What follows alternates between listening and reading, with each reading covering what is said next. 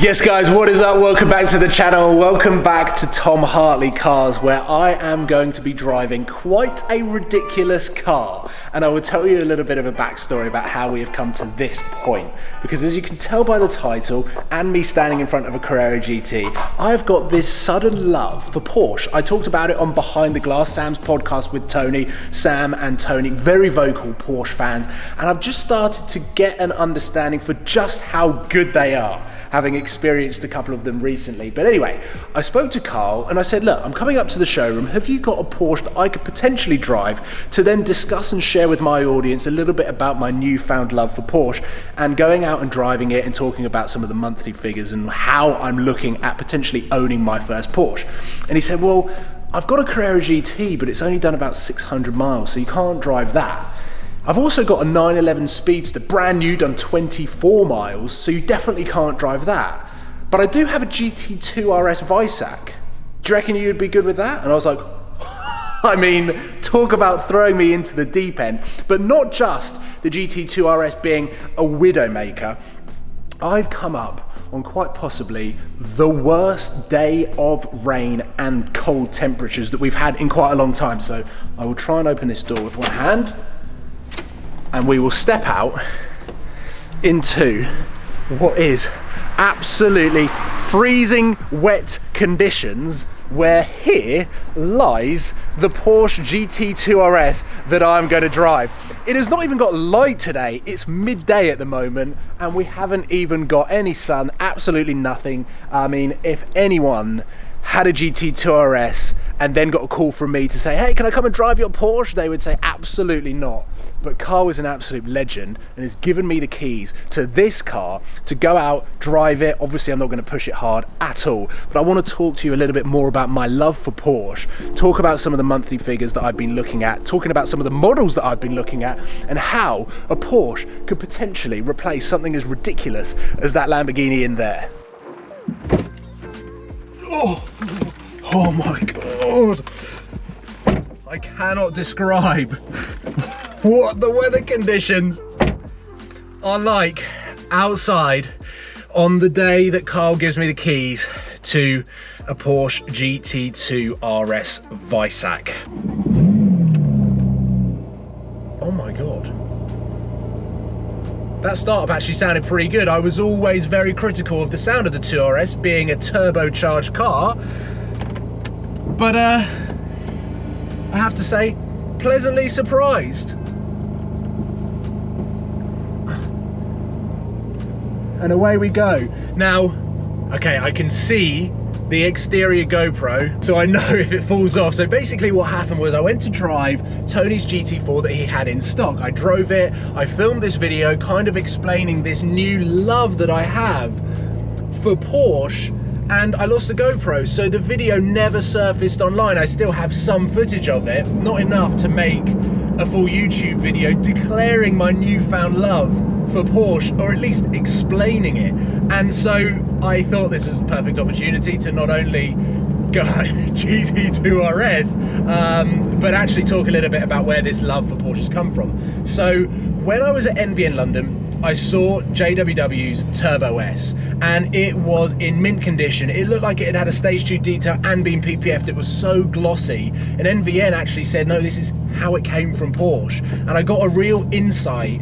NVN obviously take a lot of brand new cars before the customer's even seen it, so that it can be PPF'd. They see Ferraris, they see Lamborghinis, they see all sorts of different car manufacturers, and they say, without a shadow of a doubt, Porsche are the best. Their quality control is at a level so different to the Ferraris and the McLarens. Lamborghini, because they're with Audi and VW, they've got slightly better quality control, but Porsche are another level.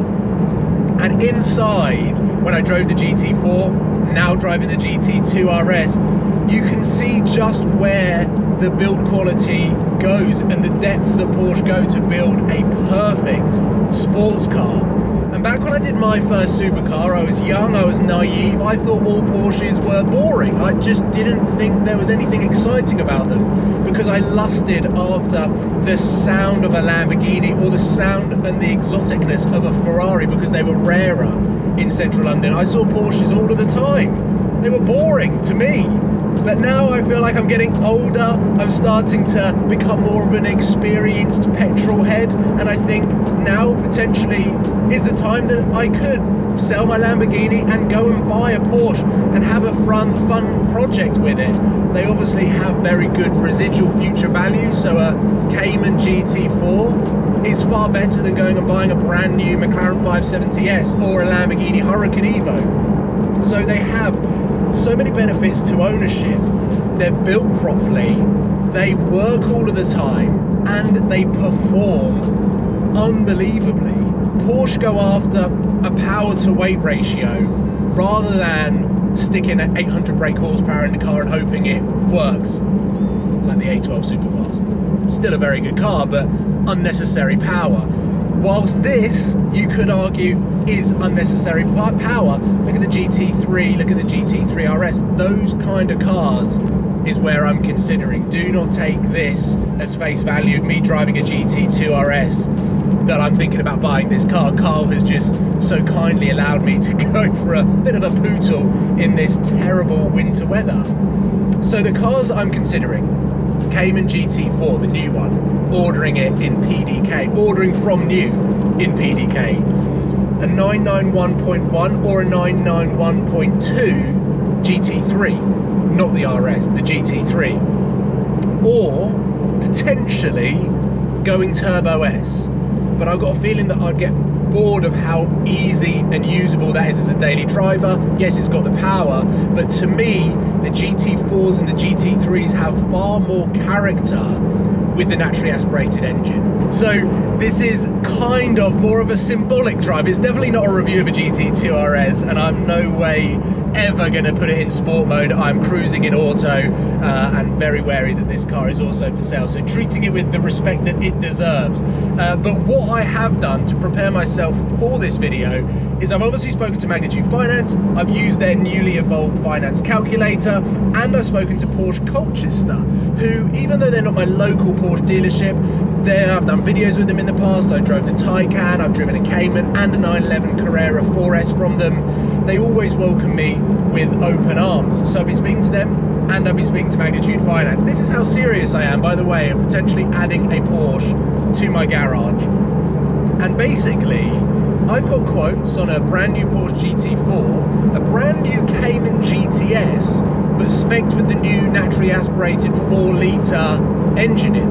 Because I think that's so cool. A comfy GT4 with a naturally aspirated engine. You can still do the massively straight piped exhaust system and make it sound amazing. I've also got quotes on a 991.2 GT3. So the new finance calculator is an evolved form that is the only one like it online. It's not estimated quotes, it is accurate. So if you like what you see, you can go ahead and apply for that finance and speak to a sales rep at Magnitude Finance to get everything sorted. But it is as advanced as finance calculators come, which if you're like me and spend a lot of time on Auto Trader and you want to know what the monthly payments are going to come out like, it's the perfect place. So I'll leave a link in the description to the finance calculator. But basically, I looked at GT4 and Cayman GTS. It's a little bit cheaper, but because the GT4 residual value is stronger, being a track-going GT product car, the monthly payments are coming out the same. 10% deposit, so around 8 to 9 grand in, coming out at just under £1,000 a month. GT4 and Cayman GTS. So I think that is a pretty good deal for a car that is so capable, incredible build quality, professionally created. I know that sounds stupid, but when you look at what Ferrari and McLaren are producing at the moment, kind of see where I'm coming from. But then the 991.2 GT3, which is about 25 grand more expensive and obviously used, it's around 1,500 quid a month with 10 grand in. So it's a big jump to a GT3. Now, I know a lot of comments are going to be around the 992 GT3. I've never bought a new Porsche before. So what that means is I'm never going to get on the list for a new GT3, and I don't really want to try. I don't think that is the perfect entry into the Porsche brand. I think a Cayman GT4, let's put the nose lift up here, a Cayman GT4 or a Cayman GTS is probably the best chance that I have of getting into the world of Porsche and enjoying it. What I've just taken from this drive in the GT2 RS is how all of the materials come together and all work together to provide a driving experience that is absolutely impeccable. From the Alcantara to the leather, these bucket seats suit me perfectly, but I can imagine everyone in different shapes and sizes, it still manages to suit them, when Lamborghini can't even build a comfort seat that's comfortable. And I think that speaks volumes for the brand of Porsche. Their running costs, their servicing, everything to do with Porsche ownership is a pleasure. And that's the best way that I can describe the world of Porsche, being an absolute noob to it. And I know there are a lot of Porsche nerds and geeks out there that have probably said that I'm saying everything wrong and, oh, you're a Lamborghini fan, you can't be a Porsche fan too. But I kind of am. So, who cares? I like the idea of owning a Porsche. Maybe not something as terrifying as this, but I tell you what, just cruising around in this was probably as comfortable as my GTR, way more comfortable than my BMW M2, and then it also does the absolute track weaponry and magic that you would expect from a GT2. I don't want to knock the rear bumper in.